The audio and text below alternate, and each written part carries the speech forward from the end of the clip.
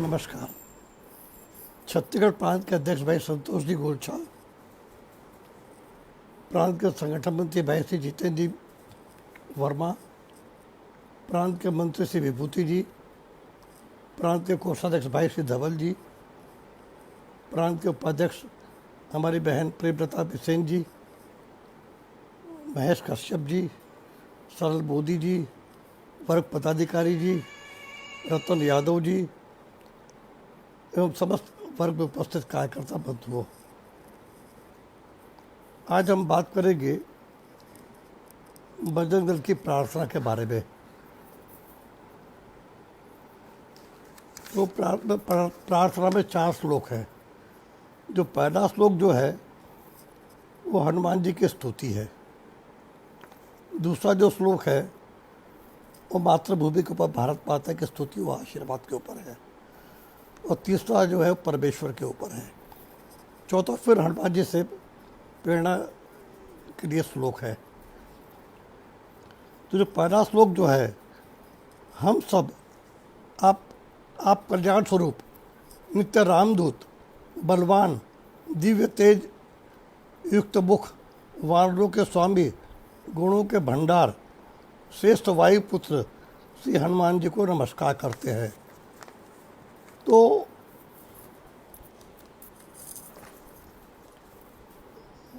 उनके लिए बहुत अच्छा हमको मिलता है हनुमान चालीसा के अंदर।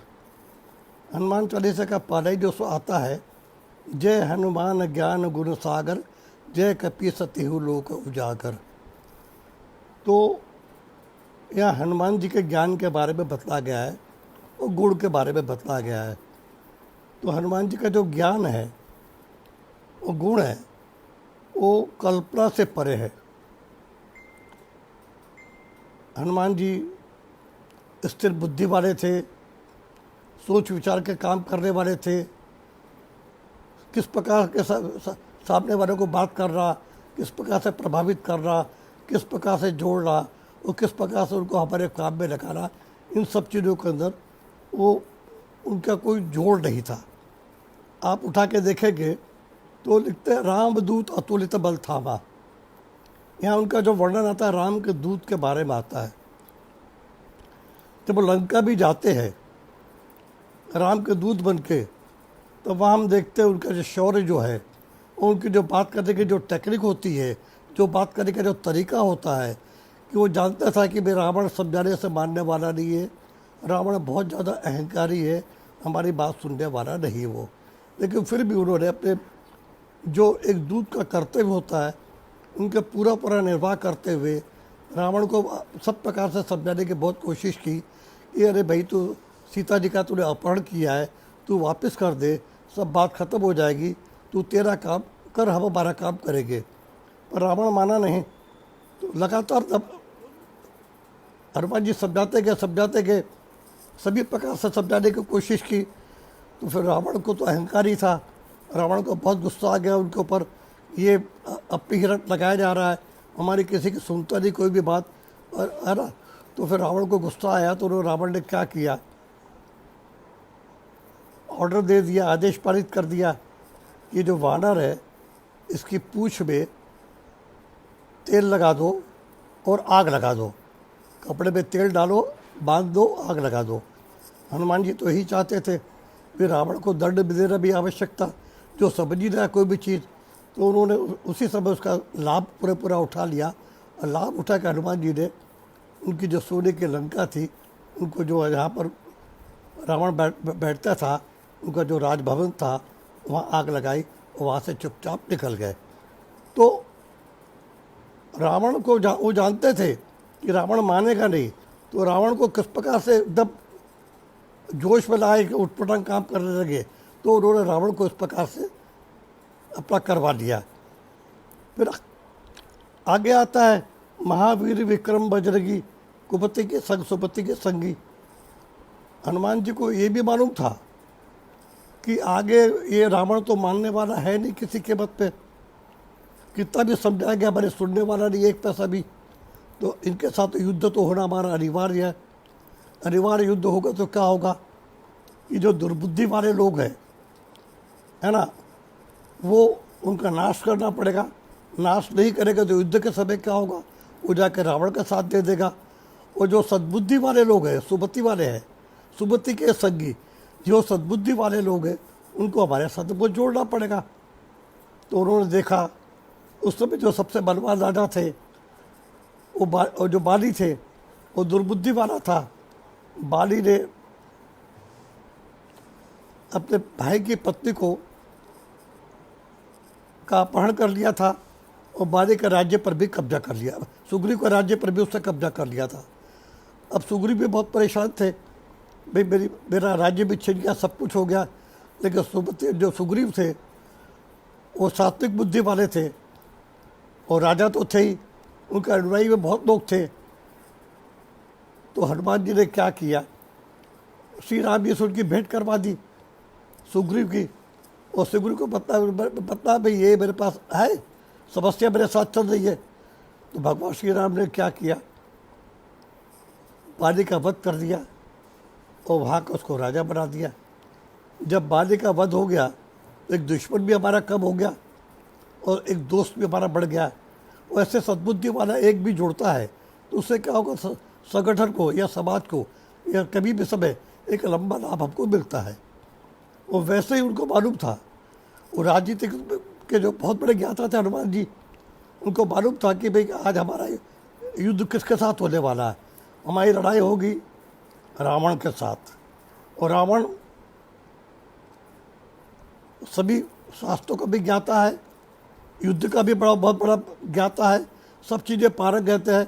तो ऐसे आदमी के साथ युद्ध करेंगे तो हमको भी युद्ध में विजय पाना है। तो उनके कमज़ोर पॉइंट्स और अच्छे पॉइंट्स जो भी है वो हमको सब मालूम पड़ने चाहिए। तो जो अच्छे पॉइंट्स भी है जो मालूम पड़ेगा तो उसके लिए हम देखेंगे, रास्ता निकालेंगे, और जो कमज़ोर पॉइंट्स होगा उसका भी हम पूरा लाभ उठाएंगे।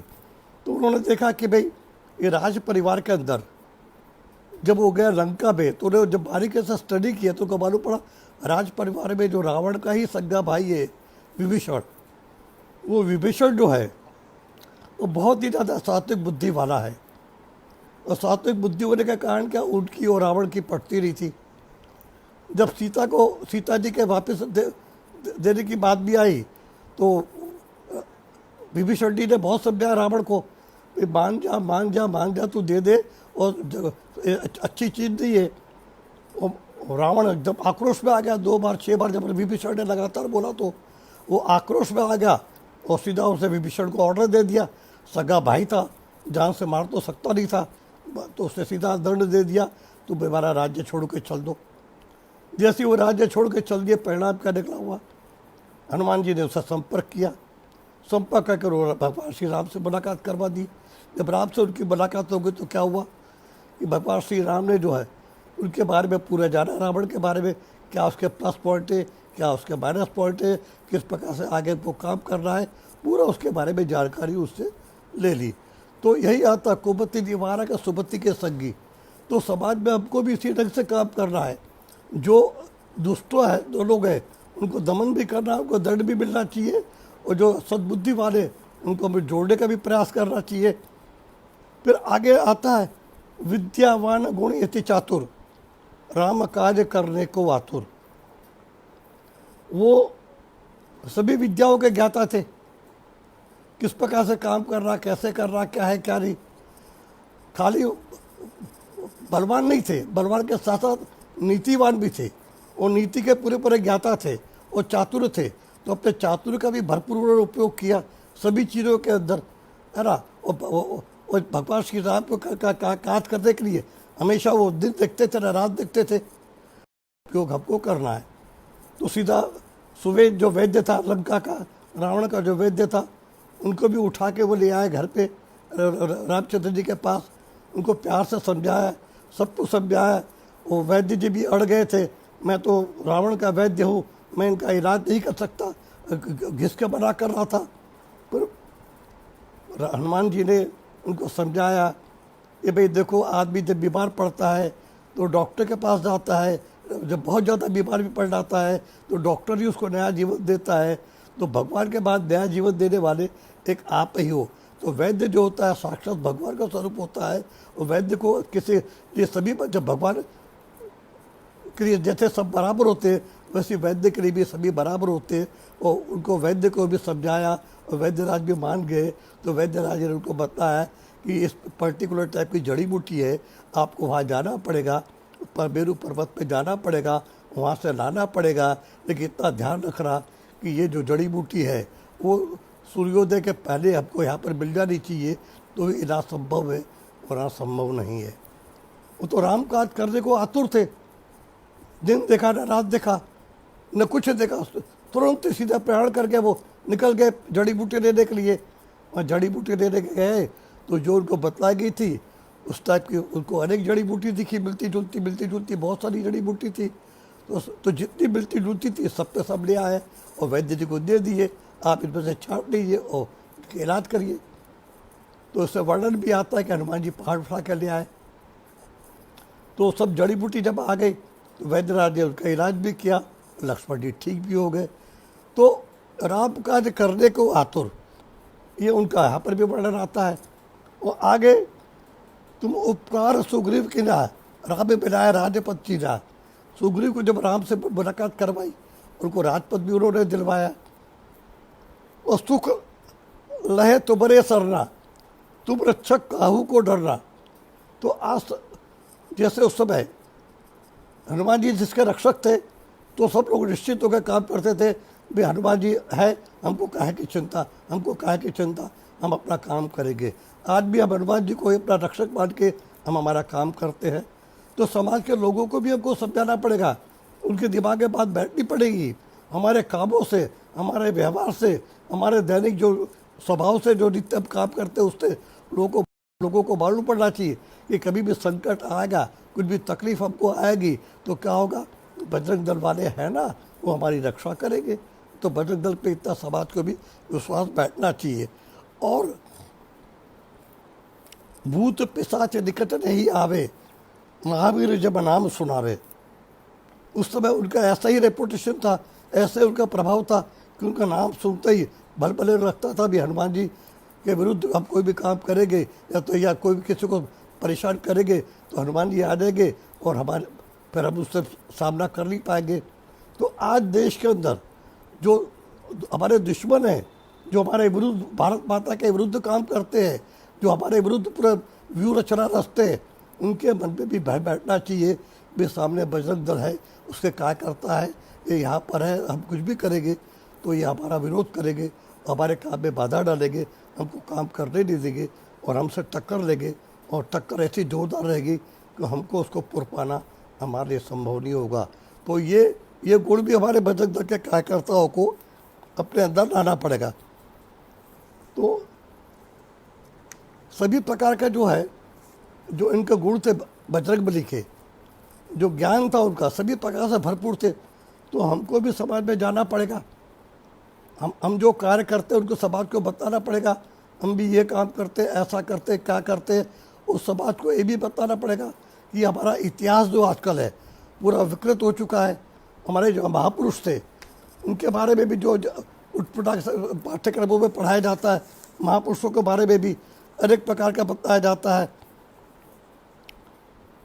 तो ये भी सब जो है वो भी हमको उससे दूर करना पड़ेगा। और जिस प्रकार से भी देश के अंदर अब आतंकवाद जगह जगह पे चल रहा है, उनके विरुद्ध उठा के हम देखेंगे तो कोई भी मुस्लिम पादरी या जो गुरु जो उठाएगा और साधु संत भी इनके विरुद्ध आवाज़ उठाएंगे। हमारे एकल विद्यालय चल रहे छत्तीसगढ़ के अंदर ही केवल 3500 पर हमारे एकल विद्यालय चल रहे, जहाँ हमको गणित सिखलाते हैं, घोड़ा भाग सिखलाते हैं, लिखना पढ़ना सिखाते हैं, ताकि उनके साथ कोई ठगी न कर सके, कोई उनका दुरुपयोग न कर सके। जिस प्रकार से पहले अब होता था उनके साथ में, वो भी बताना पड़ेगा था कि जो कुछ भी हमारे पूर्वजों ने किया या जो कुछ भी आपके साथ हुआ वो सब भूल जाइए, अब नए सिरे सबको काम करना है।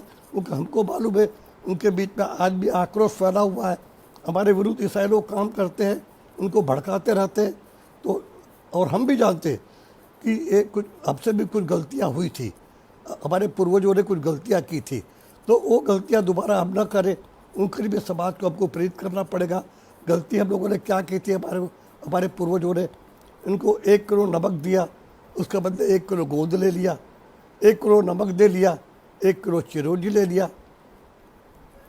इस प्रकार से जो अदला बदली हुई, तो उसके अंदर क्या हुआ, उनको लगा कि भाई इन्हें तो हमारा शोषण किया है, हम तो शोषक हैं, ईसाई लोग आते हैं, ये सेवा करते हैं, वो सेवक हैं, तो हमारी जो शोषण की छवि उनके बीच में बची हुई है, बटी हुई है, उनके शोषण की छवि भी को भी हमको सेवा के माध्यम से उनको हटाना है, उनके बीच जाना है, उनको सभी प्रकार से जो तकलीफ है उनको बताना है, उनको सब चीज़ बताना है कि आप भी रामकृष्ण के वंशज हो, हम भी रामकृष्ण के वंशज है।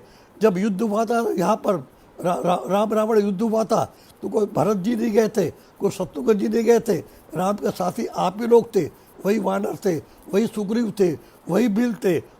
जो राम रावण युद्ध हुआ उसमें जो विजय प्राप्त हुई है ना, उसका मूल कारण ही आप हो, मूल बेस में आप लोगों थे, आप लोगों ने भगवान श्री राम का साथ दिया, तभी ये विजय प्राप्त हुई। तो हम तो जैसे भगवान श्री राम हमारे लिए आराध्य है, उस प्रकार से आप भी हमारे लिए आराध्य हो। तो उनको हमको हर प्रकार से समझाना पड़ेगा। फिर उनको पता, और भी समाज यहाँ पर आ जाते हैं, दिगर समाज भी आते हैं, जहाँ पर उनको भी लगता है कि भी हमारे साथ भी बहुत ज़्यादा अन्याय हुआ, छुआछूत हुई, तो उनको भी बताना पड़ेगा भाई छुआछूत जो हुई है उसका कारण मूल क्या था। तो हमारे जो पूर्वजों ने जो भूल की है वो भी उनको बताना पड़ेगा हमको। भाई छुआछूत तो हमारे यहाँ कभी थी ही नहीं। यदि छुआछूत होती तो भगवान श्री राम केवट को गले लगाते क्या, भगवान श्री राम शबरी के झूठे बेर खाते क्या, युद्ध में कौन गया था उनके साथ लड़ने के लिए, सब ये वनवासी थे। हमारे छुआछूत नाम की चीज़ थी नहीं भगवान श्री राम के समय में। भगवान श्री कृष्ण के समय भी जाके देखेंगे तो उस समय भी छुआछूत नहीं थी, किसी प्रकार की छुआछूत थी भगवान की नहीं थी। यदि छुआछूत होती तो क्या भीम की शादी हिडम्बना से होती क्या? हिडम्बना तो एक राक्षसी थी, किसी कीमत पर नहीं हो सकती थी, लेकिन छुआछूत नहीं थी, इसलिए तो हिडम्बना की भी शादी है वो भीम से हुई। और आगे हम जाके देखते हैं, जब चाणक्य और चंद्रगुप्त के समय की बात थी, जब सिकंदर वापस जा रहा था, और उसका जो सेनापति था सेलुलस, वो जाता चाणक्य के पास में, वो प्रस्ताव रखता है कि भी मेरी बेटी जो हेलेना है वो चंद्रगुप्त से शादी करना चाहती है। तो चंद्रगुप्त चाणक्य ने उनको एक ही बात कही, भाई विवाह प्रस्ताव तो को मंजूर है, लेकिन एक हमारी शर्त है, आप मान जाओगे तो अब तैयार है। तो सेलुलस से पूछा क्या शर्त है आपकी? तो चाणक्य ने उनको बताया भी हेलेना ये उससे उत्पन्न होने वाली संतान जो है वो गद्दी के वारिस नहीं होगी, यदि आप तैयार हो तो आपको विवाह प्रस्ताव मंजूर है। सेलुलस तैयार हो गया, विदेशी महिला से शादी हो गई। वो तो विदेशी महिला थी, यदि छुआछूत होती तो शादी कैसे होती? हमारे यहाँ छुआछूत नाम की चीज़ थी ही नहीं। तो मुसलमानों ने आक्रमण किए, आक्रमण करके महलों में शौचालय बनवा लिए। उन्हें शौच के लिए लोग जंगल में जाया करते थे, सभी लोग, ये सबको मालूम है, लेकिन महलों में शौचालय बनवा लिए। वो फरमान जारी कर दिए, या तो मैला ढोइए या फिर स्नान स्वीकार करिए। तो कुछ लोग ऐसे भी थे जिन्होंने बाण भंग करना स्वीकार नहीं किया, स्नान स्वीकार नहीं किया और मैला ढोना स्वीकार किया। तो आज बाण भंग हुआ उनका, वो भंगी बनना भी उन्होंने स्वीकार कर दिया, लेकिन इस्लाम को स्वीकार नहीं किया। तो सोचिए कितनी बड़ी उन्होंने कुर्बानी दी, कितना बड़े उन्होंने मातृभूमि के प्रति प्रेम प्रकट किया। कितना इससे बड़ा कोई देशभक्ति का उदाहरण हो ही नहीं सकता कि इतना सब कुछ सहने के बाद भी अपना धर्म जिन्होंने नहीं छोड़ा। तो ऐसे लोग हमारे लिए जो है एक आदर्श स्वरूप होते हैं। तो उन वंचित समाजों के बीच में हमको जाना, हमको काम करना, उनको गले लगाना, अपने घर पे बुलाना, उनके घर पे जाना, हमारे कार्यक्रमों में बुलाना, उनके कार्यक्रमों में जाना, उनके महापुरुषों के बारे में चर्चा करना, उन सब के चर्चा करके उनको सब प्रकार से दूर करने का प्रयास करना और किसी भी अपने साथ जोड़ने का प्रयास करना। जब हम लगातार प्रयास करेंगे सभी के साथ में, तो को हमारे साथ नहीं जोड़ेंगे। और एक आता है हमारा सिख समाज भी। सिख समाज का भी मातृभूमि के लिए बहुत बड़ा योगदान रहा है, बहुत बड़ा योगदान रहा है, जिसको हम लोग कभी भूल ही नहीं सकते। सिख गुरु नहीं होते तो भारत की क्या स्थिति होती वो तो भगवान ही जाने हम किस हालत में होते, हमारी क्या दशा होती, ये भी भगवान ही जानता है क्या होता। हम उठा के देखेंगे, हमारे बलिदान की बात करेंगे तो गुरु तेग बहादुर, उन्होंने इस्लाम स्वीकार नहीं किया। फरमान था या तो इस्लाम स्वीकार करो या आप पे गर्दन काट देंगे। उन्होंने शीश कटवाना पसंद किया, लेकिन हिंदू धर्म को छोड़ा नहीं, हिंदू धर्म को छोड़ा नहीं, इस्लाम धर्म को स्वीकारा नहीं। आज भी दिल्ली का जो शीशगंज गुरुद्वारा है वो तेग बहादुर जी के हमको याद दिलाता है। गुरु गोविंद सिंह के दो छोटे छोटे बच्चे, उन पर बहुत दबाव पड़ा इस्लाम स्वीकार करने के लिए, उन्होंने भी इस्लाम स्वीकार नहीं किया। उस समय इस्लाम स्वीकार नहीं किया, परिणाम क्या हुआ, दीवारों में जिंदा उनको चुनवा दिया गया, दीवारों में जिंदा चुनवा दिया गया। उन्होंने मौत स्वीकार कर ली, चुनवा दीवारों में जिंदा चुनवाना स्वीकार कर लिया, अपने प्राणों को आहुति दे दी। किसके लिए, इस मातृभूमि के लिए, हमारे धर्म के लिए, हमारे देश के लिए। तो ये भी, इसको भी, इनकी कुर्बानी भी भूल नहीं सकते। गुरु मत्तीदास थे, उन पर बहुत दबाव डाला गया, आप इस्लाम स्वीकार करो, उन्होंने भी मना कर दिया, उनको आरओ से कटवा दिया गया। लेकिन आरओ से कटवाना भी उन्होंने पसंद किया, स्वीकार किया, लेकिन इस्लाम स्वीकार नहीं किया। वैसे गुरु यतीदास भी थे, उन पर भी बहुत दबाव पड़ा, आप इस्लाम स्वीकार करिए, उन्होंने किसी के बात पे इस्लाम स्वीकार नहीं किया। परिणाम का बाद उनको भी कढ़ाई के अंदर, रुई के अंदर डाल के भुनवा दिया गया। इतने हमारे पुरखों ने कितने कष्ट सहे, हमारे गुरुओं ने कितने कष्ट सहे, ये भी समाज को हमको बताना पड़ेगा, समाज को दिखलाना पड़ेगा कि जब संकट का समय था, जब इस्लामी राज्य था, मुसलमानों का राज्य था, तब भी उन्होंने कहीं दबे नहीं, इस्लाम स्वीकार नहीं किया और मातृभूमि के लिए उन्होंने अपना पूरा बलिदान हमको दे दिया। तो आज में मेरे को उस माता के लिए काम करने दे, और हंसते हंसते वो फांसी के फंदों पे भी चढ़ गए, किसी को गोली लगी और किसी ने स्वयं को गोली मार दी, और इस प्रकार से उन्होंने भी मातृभूमि आज को हमको बताना पड़ेगा। हमारे विकृत के अंदर आज भी पढ़ाया जाता है कि अकबर महान था, भी अकबर महान था, तो उन्होंने कभी भी क्या किसी हिंदू राजा को स्वीकृति दी कहीं पर भी? वो तो सभी एंगल से हमला करता था, हिंदू राजाओं के ऊपर अपने अधीन आता था, और उसके विरुद्ध जो महाराणा प्रताप जो थे वो उनके विरुद्ध खड़े हो गए थे, सरेंडर नहीं किया, युद्ध करते गए, हार नहीं मारी, उस जंगलों में चले गए, लेकिन हार उन्होंने नहीं मारी उससे। तो आज हमको सोचना पड़ेगा कि हमारे लिए अकबर महान था या महाराणा प्रताप महान था। वैसे हमको पढ़ाया जाता है शिवाजी के बारे में, जैसे महाराणा प्रताप के बारे में पढ़ाया जाता है, इतिहास का था वो पथभ्रष्ट था, तो शिवाजी के बारे में बताया जाता है वो लुटेरा था। आज भी इतिहास में आपको पीएचडी करनी पड़ेगी, करनी है तो आपको उस पर पढ़ना ही नहीं थे, ज्ञान से भी हम परिपूर्ण थे, हम विश्वगुरु थे। संसार को शून्य हमने दिया, 1 से 9 तक गिनती हमने सिखाई, पेड़ पौधे में जीव हमने बताया। हमारी माँ बोलती थी, बेटा शाम हो गई है, पेड़ पौधे पर पानी पिला दे, पौधे के अंदर क्या होगा कि उस रात को विश्राम करते हैं। हमने लाखों वर्ष पहले जान लिया था कि पेड़ पौधे में भी जीव होता है, साइंस तो आज बता रहा है। कब सूर्य ग्रहण हुआ, कब चंद्र ग्रहण होगा, हमने लाखों वर्ष पहले बता दिया था। ये तो आज ये सब चीज़ों की चर्चा आपसे करते हैं।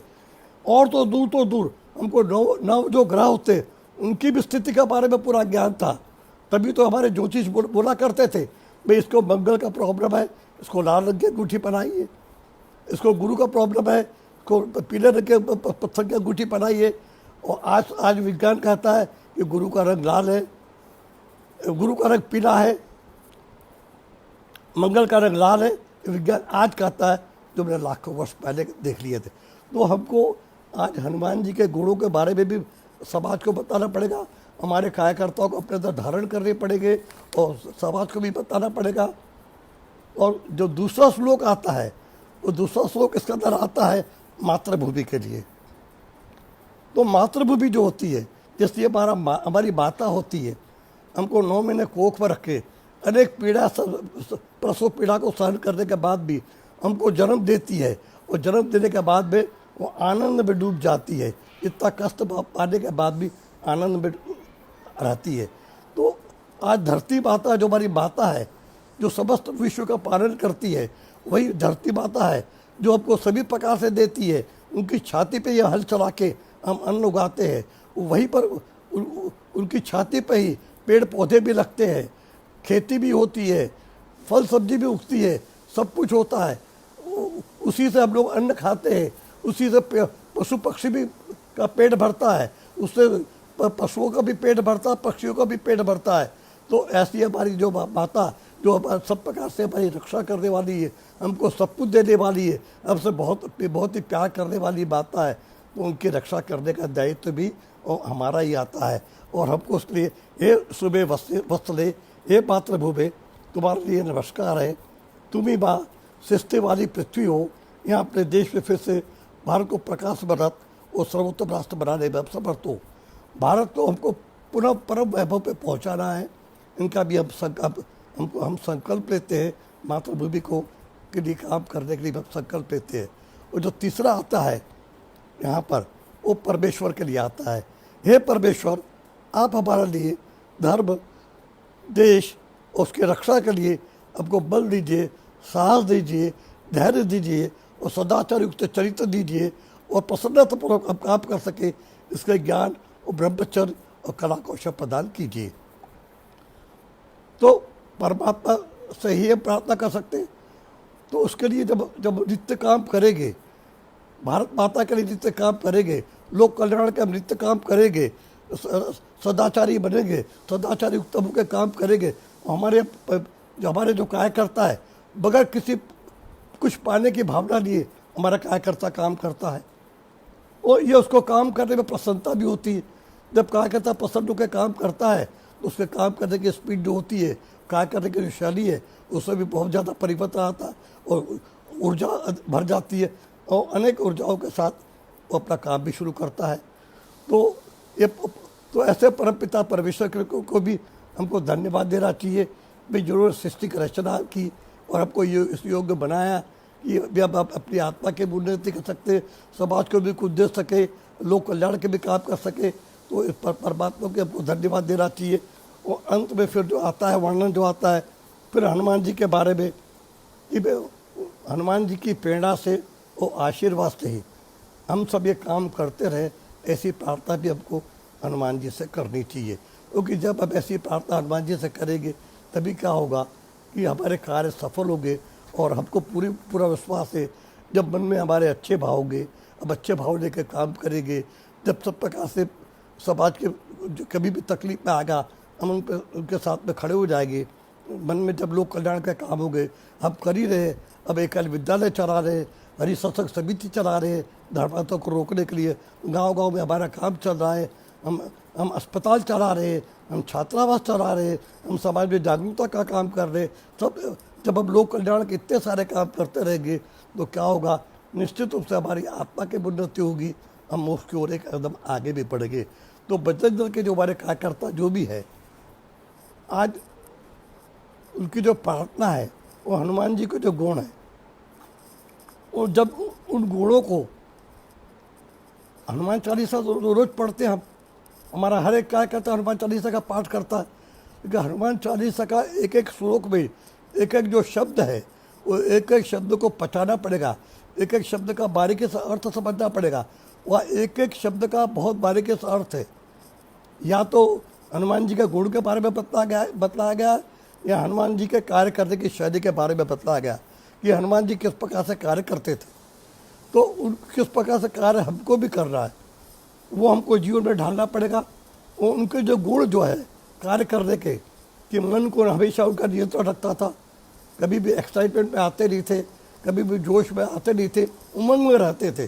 जोश और उमंग दो अलग अलग शब्द होते, उमंग में रहते थे, उत्साहित रहते थे और मन को नियंत्रण में रखते थे। वो कोई भी काम करते थे तो पूरी योजना बनाते थे, पूरी योजना किस प्रकार से काम करना। मैंने आपको पहले भी बताया है, योजना पूर्वक वहाँ पर भी गए थे, लंका में भी योजना पूर्वक गए थे। वहाँ भी रावण को उन्होंने जिस प्रकार से बात की तो उनको मालूम था इस प्रकार से बात करूँगा रावण उत्तेजित हो जाएगा और कुछ भी उल्टा सीधा करेगा तो उसका परिणाम तो उसको भुगतना पड़ेगा। और उन्होंने उल्टा सीधा किया और उन्हें उसकी पूछ जलाने का प्रयास किया और परिणाम भी उसको भुगतना पड़ेगा। वो माता सीता जी के पास गए थे, वो एक साधारण मनुष्य के रूप में गए थे, बिल्कुल है ना, एक साधारण आदमी के रूप में गए थे मिलने के लिए। माता जी को उन्होंने आश्वस्त किया कि मैं भगवान श्री राम का सेवक हूँ।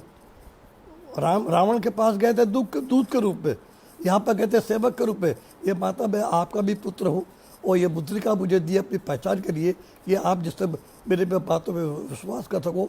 भगवान श्री राम यहाँ पर बहुत जल्दी आएंगे, वो बहुत जल्दी आएंगे और आपको यहाँ से छुड़ा के लेके जाएंगे। आप तो ये सब बातें जो थी, हनुमान जी के जो गुण थे वो कल्पना के बाहर थे, कल्पना के बाहर थे। और हनुमान जी का जो साहस था वो भी कल्पना के बाहर था, उनकी कार्यशैली भी थी वो भी कल्पना के बाहर थी। जब नाम ही हमारा बजरंग दल है, जब बजरंग दल नाम ही हमारा है, तो हमको भी हनुमान जी का साहस, हनुमान जी का धैर्य, हनुमान जी के गुण, हनुमान जी के कार्य करने की शैली, हनुमान जी के जिस प्रकार जो भी विचारधारा थी वो सबको हनुमान चालीसा का पाठन करेंगे, बारीकी से स्टडी करेंगे, एक एक शब्द को हम ध्यान देंगे, चिंतन करेंगे, मनन करेंगे, तो मैं नहीं समझता हूँ कि हमको हमारे कार्य करने में कोई भी तकलीफ जाएगी। इन्हीं बातों के साथ आप सभी को जय श्री राम।